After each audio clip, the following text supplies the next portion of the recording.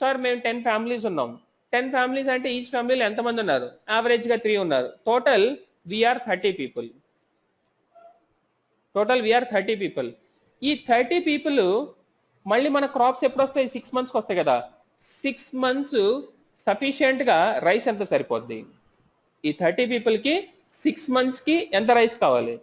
Sir suppose చూసే ఒక 500 kgs కావాలి సార్ అప్రాక్సిమేషన్గా. సో ఈ 30 పీపుల్ 6 మంత్స్ కంఫర్టబుల్గా ఉండాలంటే ఎన్ని కేజీస్ ఆఫ్ వెజిటబుల్స్ కావాలి? Okay, so rice 500 kgs. So ఇప్పుడు వెజిటబుల్స్ ఎన్ని కావాలి? వెజిటబుల్స్ సపోజ్ ఒక 300 kgs కావాలి సార్.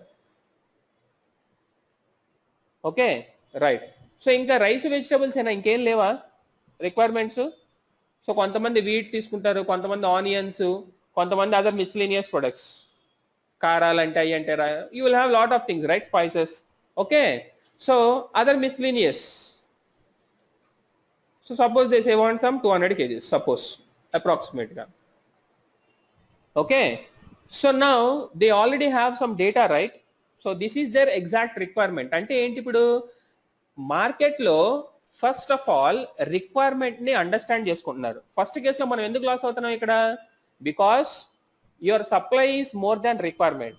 అసలు రిక్వైర్మెంట్ ఎంత అనేది ఫస్ట్ అసెస్ చేసుకున్నారు. ఆ రిక్వైర్మెంట్ కి తగ్గట్టుగా వీళ్ళు ఏం చేయాలనుకున్నారు? సప్లై చేయాలనుకున్నారు మార్కెట్ కి. ఓకే, సో దానికోసం రిక్వైర్మెంట్ గ్యాదర్ చేశారు ఫస్ట్. ఓకే, సో రిక్వైర్మెంట్ ఎంత అంటే 500 kgs rice, 300 kgs vegetables, 200 kgs miscellaneous. అయితే మనకి ఆల్రెడీ డేటా ఉంది కదా, లాస్ట్ 1 year లో 2 crops నుంచి డేటా ఉంది కదా. 9 acres నుంచి మనకి టోటల్ ఎన్ని కేజీస్ ఆఫ్ రైస్ వచ్చింది? ఆ ఇన్ఫర్మేషన్ నా దగ్గర ఆల్రెడీ డేటా కలెక్ట్ చేసిన దాంట్లో ఉంది.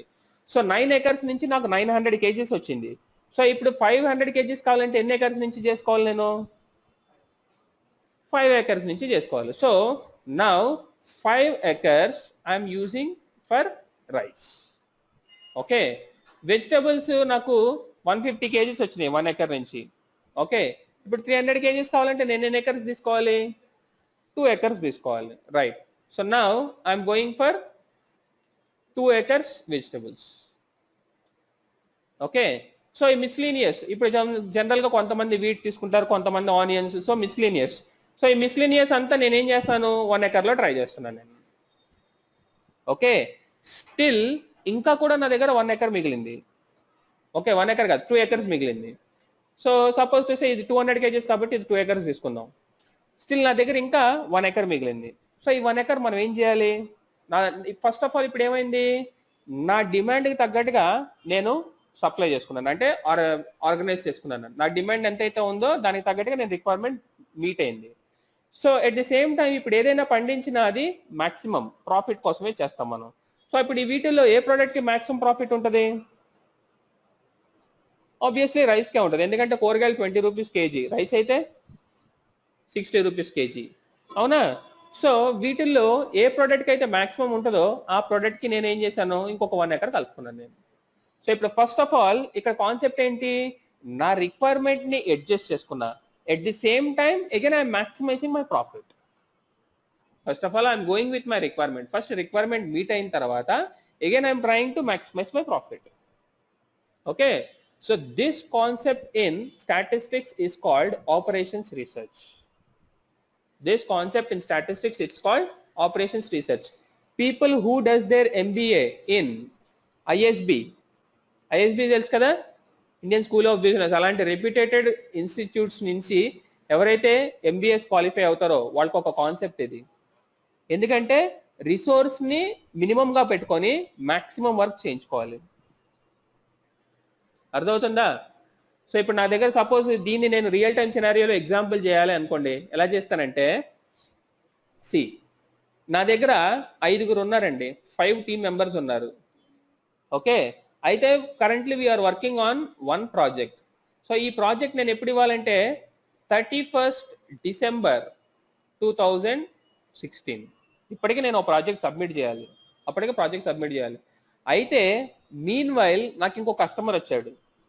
ఆ కస్టమర్కి నేను ఎప్పుడు ఇవ్వాలి అంటే సబ్మిషన్ ఏం చేయాలి? సపోజ్ 1st September కి నేను ప్రాజెక్ట్ ఇవ్వాలి అడిగి. ఓకే, ఇప్పుడు ఏం చేస్తాను తెలుసా? నేను సో ఈ ఎగ్జిస్టింగ్ వర్క్ ఆపేసి 1st September కి ఈ వర్క్ ఆపేస్తాయి. 1st September వరకు ఈ వర్క్ చేస్తా. At the same time last 3 months, September అంటే అక్టోబర్, నవంబర్, డిసెంబర్ ఉంది కదా, ఈ 3 months మళ్ళీ ఈ టీంకి వస్తుంది. అండ్ మిగతా ప్రాజెక్టులు ఎవరైనా ఖాళీ ఉన్నారనుకోండి, వాళ్ళని తీసుకొచ్చి ఇక్కడ అసోసియేట్ చేస్తా. సో ఇప్పుడు ఏంటి నేను కొత్తగా ప్రాజెక్ట్ వచ్చింది కాబట్టి కొత్తగా హైరింగ్ ఏం పెట్టుకోకుండా ఉన్న రిసోర్స్ కనే నేను ఏం చేస్తాను, మాక్సిమం ప్రాజెక్ట్స్ చేయడానికి ట్రై చేస్తున్నాను. సో ఈ కాన్సెప్ట్స్ మనకి ఏంటంటే ఎంబీఏస్ లో ఇంపార్టెంట్ అనమాట, మేనేజ్మెంట్ లో important. Okay, so people who does their MBA from business schools, they have this concept operations research. Okay, right. So finally they were successful. అయితే ఇలా ఒక ఆపరేషన్స్ రీసెర్చ్ అనే ఒక కాన్సెప్ట్ ఉంది, ఈ కాన్సెప్ట్ మన డేటాకి ఫిట్ అవుతుంది, ఇలాంటి టైప్ ఆఫ్ అనాలిసిస్ మనం పెర్ఫామ్ చేయొచ్చు. ఈ అనాలిసిస్ అంతా పెర్ఫామ్ చేయడానికి అగ్రికల్చరల్ సైంటిస్ట్ కి ఒక 3 months పట్టింది. Okay, after 3 months agriculture scientists were pretty happy because they were able to resolve the issue, and their happiness is they won't see anybody dying with vitamin deficiencies and any farmer dying due to loss because they got the solution here. Okay, so with this happiness they went to farms again. So farmers దగ్గరికి వెళ్ళారు.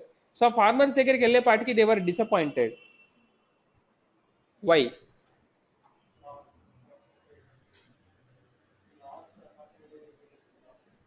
Right. So ఇక్కడ concept ఏంటంటే ఈ research అంతా చేయడానికి వాళ్ళకి ఎంత time పట్టింది, 3 months పట్టింది, అవునా? రైట్. సో 3 months అంటే ఫార్మర్స్ వెయిట్ చేస్తారా? వాళ్ళకి ఎప్పుడు వర్షాలు పడితే అప్పుడు పంటలు వేసుకుంటారు అంతే. So by the time they went to farmers again, they saw the same principle. ఇంకంతే, గుడ్డెత్తి చేయలేక అదే something like blindly they followed the same principle. So again agriculture scientist spoke to farmers. So boss, why you people are again rice and vegetables? You guys are crazy or what? So they said, no sir, again they told the same answer. So మాకు rice అయితేనే correct option అని చెప్పేసి same answer చెప్పారు. Okay fine. So ఇప్పుడు agriculture scientist ఏమైనా మాటలు ఉన్నాయా? Sudden గా ఏమైనా చేంజ్ చేయడానికి కుదురుతుందా? సార్ మీరంటే ఆఫీసర్లు సార్, బాగానే ఉంది, మీ పని మీరు చేసుకున్నారు, సో మీరు మళ్ళీ మాకు వస్తారని చెప్పారా? చెప్పలేదు కదా. మీ పని వచ్చి మీరు చేసుకున్నారు, మాకు వర్షాలు పడే టైంకి మేము ఏదో పంట వేసుకోకపోతే మాకు ఈ 6 months కనీసం రైస్ కూడా ఉండదు తినడానికి, అవునా? Right. So at that time agricultural scientist felt the need of some sophisticated statistical program which will give you the immediate results. ఇప్పుడు వాళ్ళ దగ్గర సొల్యూషన్ ఉంది, సొల్యూషన్ ఉన్నా కానీ నెక్స్ట్ 6 months వరకు, నెక్స్ట్ 3 months వరకు ఏమైనా ఉపయోగం ఉందా? అలానే మనం ఫార్మర్స్ తప్పు పట్టగలమా? లేదు, ఎందుకంటే ఆడి పని ఆడు ఏదో ఒకటి చేసుకోవాలి. అది 1 month వచ్చిద్దో 2 months వచ్చిద్దో ఏళ్ళకే తెలియదు, 1 month ఆగమంటే ఆగేవాళ్ళేమో. Okay right. So then at that time agricultural scientist fell the need of some computerized statistical program which will give you the immediate results. This idea has led to the invention of SAS. Okay, అసలు SAS originate అయింది ఇలాగా. ఓకేనా? Right. So this is all your history. So once SAS develop అయిన తర్వాత, so SAS is a both software and a company. Oracle is a company or a software? Oracle is a company or a software? Both. Oracle is a software and a company too. SQL? SQL is a server. SQL server is a software, and SQL server is also again created by Oracle company. Okay, right. So likewise SAS is both software and a company. SAS is a software and it is a company too. Okay, right. And this is the world's biggest private sector company. Private sector, you know the difference between a public sector and a private sector? Hopefully you know, right? In a public limited company only you will have one CEO, that's it. Either it is loss or profit, it goes to one particular team or one particular person. But if it is a public limited company, everybody can invest money into their company and equally get the profit or loss. That is a public limited company, right? Fine. Yeah.